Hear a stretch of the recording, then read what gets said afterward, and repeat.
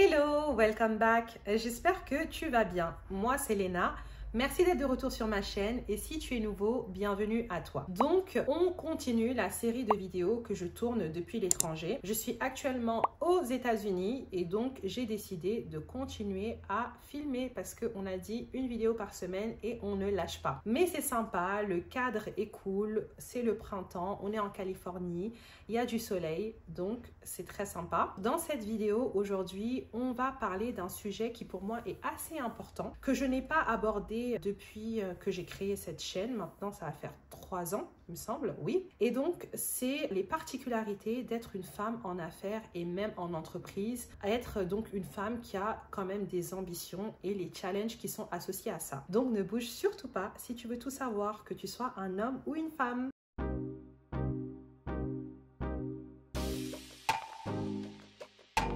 Les personnes qui me connaissent savent que ce n'est pas du tout mon genre de différencier les genres, hommes et femmes, et de mettre en compétition l'expérience féminine de l'expérience masculine, tout simplement parce que j'estime, et sur la base de mes propres expériences, j'ai vraiment eu la chance d'évoluer dans des milieux où je ne me suis absolument pas sentie pénalisée du fait de mon genre. Et j'estime que quel que soit ton genre, si tu te retrousses les manches, que tu te donnes à fond pour tes objectifs, tu les atteindras tôt ou tard, malgré les embûches qui vont se dresser, tu les atteindras si tu fais preuve de persévérance. Et lorsque tu les atteindras, tu es tout aussi méritant que tu sois une femme ou un homme. Ça, que ça soit clair. Mais, parce qu'il y a un mais, il faut reconnaître que l'expérience au sein de la vie professionnelle, entrepreneuriale, n'est pas la même que tu sois un homme ou une femme. On ne peut pas le nier, on ne peut pas être aveugle à ça. Il y a des choses inhérentes au fait d'être un homme ou une femme qui va faire qu'on ne peut pas vivre les choses pareillement. Déjà, commençons par les statistiques. Statistiquement parlant, on sait déjà qu'à postes égaux, les femmes gagnent beaucoup moins que les hommes et il y a beaucoup de choses qui rentrent en compte. Donc ça, on ne va pas débattre sur le sujet. Mais au-delà de ça, il y a plusieurs éléments de différenciation qui vont faire que les expériences seront différentes. Donc déjà, pour commencer, il y a l'aspect purement physiologique, comme les capacités physiques qui ne sont pas les mêmes, l'horloge biologique qui existe dans les deux cas, mais qui est beaucoup plus pressante chez la femme par rapport à l'homme, qui vont avoir un impact sur la vie professionnelle. Mais on a également l'aspect sociétal qui évolue, mais qui est toujours là, la charge mentale, le rôle des genres, les dynamiques entre les genres, les stéréotypes, etc.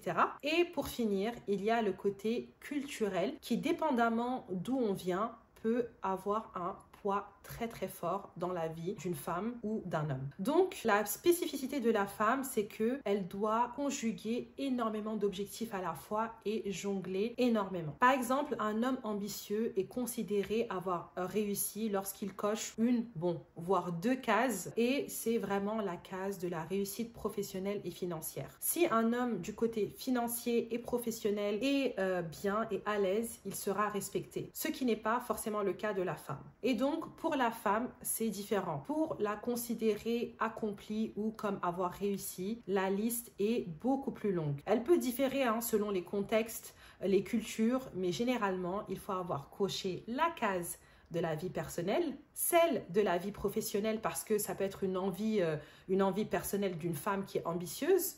Il y a le côté social, il y a d'autres aspects. Donc, en tant que femme, on peut vite se sentir submergée, se dire qu'on n'est pas assez et finalement qu'on est au top dans rien du tout. Ne parlons même pas de la culpabilité que certaines femmes qui sont mariées ou qui ont des enfants ont, parce que tout simplement, elles ne peuvent pas se couper en 4. Donc, ça peut être très compliqué. Et j'ai trouvé important d'aborder ce sujet parce que ça fait un petit moment que je suis sur les réseaux sociaux, que j'ai créé cette chaîne dans laquelle je parle de bonne gestion financière, de liberté financière, de projets, que ça soit immobilier ou entrepreneuriaux. Et comme on vit à l'heure des réseaux sociaux où on flex, etc., on peut vite croire et je peux laisser l'impression que c'est facile, que tout marche, alors que ce n'est pas forcément le cas. Chaque personne a des difficultés qui sont propres à sa vie. Et donc, je pars du principe que rien n'est facile, peu importe le lifestyle que tu as ou que tu as choisi d'avoir. Que tu sois femme au foyer, que tu sois femme ultra indépendante, il y a toujours des struggles. On a tous nos struggles. Donc, en tant que femme ambitieuse, ambitieuse ou femme entrepreneur, je peux dire que ce n'est pas toujours évident d'aborder en fait sa vie professionnelle et de la conjuguer avec sa vie en général. Et il y a une vidéo sur laquelle je suis tombée qui m'a beaucoup parlé. Elle était virale en fait sur les réseaux sociaux pendant un moment. C'était une femme indienne américaine qui est business executive, qui parle des difficultés d'être une femme ambitieuse qui a une vie de famille à côté, et elle a super bien résumé le jeu d'équilibriste que c'est et les concessions qu'il faut faire et les sacrifices qu'il faut faire pour finalement s'en sortir. Je vais essayer de vous insérer un extrait de la vidéo ou de vous mettre un lien dans lequel vous pourrez accéder à ce short ou ce reels. Tout cela pour vous dire qu'avec tout ça, ça peut être vraiment difficile de se lancer, d'aller à la conquête de ses objectifs, parce que en fait c'est facile de se dire que c'est perdu d'avance, que tu vas pas forcément trouver le soutien que tu attends, et ça s'applique autant aux femmes qu'aux hommes. Et je peux donner énormément d'exemples de barrières que j'ai rencontrées à chaque étape de mon parcours où j'ai essayé finalement d'accomplir quelque chose. Par exemple, quand je cherchais des stages ou mon premier poste après être diplômée, à plusieurs reprises, on m'a dit pendant des entretiens que j'étais très bien, que je les avais réussis, mais qu'ils préféraient des profils d'écoles d'ingénieurs ou des profils de grandes écoles, d'écoles de commerce. Et moi, j'étais universitaire. Et malgré tout, j'ai persévéré et aujourd'hui, j'ai fini par bosser dans les mêmes secteurs, dans les mêmes postes et performer aussi bien, voire mieux que des profils d'école d'ingénieurs, des profils d'école de commerce. C'est des idées reçues que les gens perpétuent et finalement tu es victime de ces idées reçues-là. Mais c'est pas parce que ça existe qu'il ne faut pas persévérer. Deuxième exemple, quand j'ai commencé à travailler dans le conseil et que j'ai appris qu'il existait une voie de l'indépendance, du freelancing, je me renseignais, j'en parlais un peu avec des collègues, des personnes qui étaient plus expérimentées et on me disait littéralement, oublie, il faut avoir au moins 15 ans d'expérience pour passer freelance et être un profil technique pour savoir se vendre. Parce que les profils généralistes, des profils qui ont des soft skills comme moi, parce que je suis chef de projet, je ne suis pas technicienne, je ne suis pas ingénieure, je ne suis pas développeur, je ne suis pas informaticienne.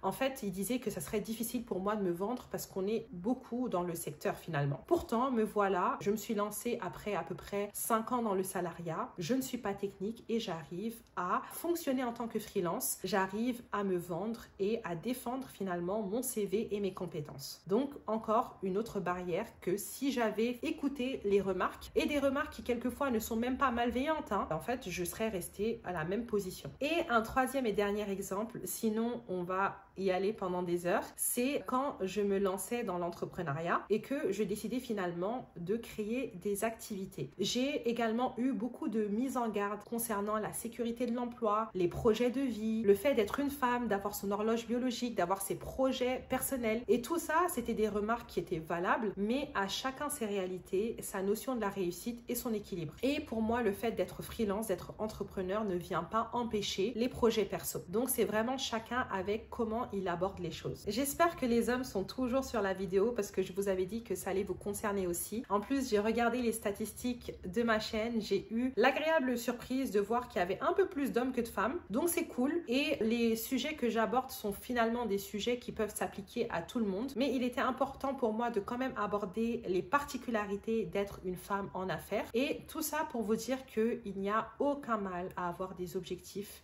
de vouloir accomplir des choses, même si finalement les gens ne nous comprennent pas, l'entourage ne te comprend pas. Mais ce qui est important, c'est qu'il ne faut pas s'en vouloir de ne pas aller à la vitesse à laquelle tu souhaiterais. Parce que chacun a son timing. Tout le monde essaie de s'en sortir avec les réalités qui sont les leurs et les contraintes qui sont les leurs, parce que les contraintes seront différentes selon la personne. Et il y a des choses sur lesquelles on n'a tout simplement pas le contrôle. L'essentiel, c'est vraiment de continuer à persévérer et d'essayer. Il faut faire preuve de grâce envers soi-même parce qu'on ne la recevra pas forcément toujours des autres. Quelquefois, ça sera tu en fais trop, calme-toi. D'autres fois, ça sera tu n'en fais pas assez.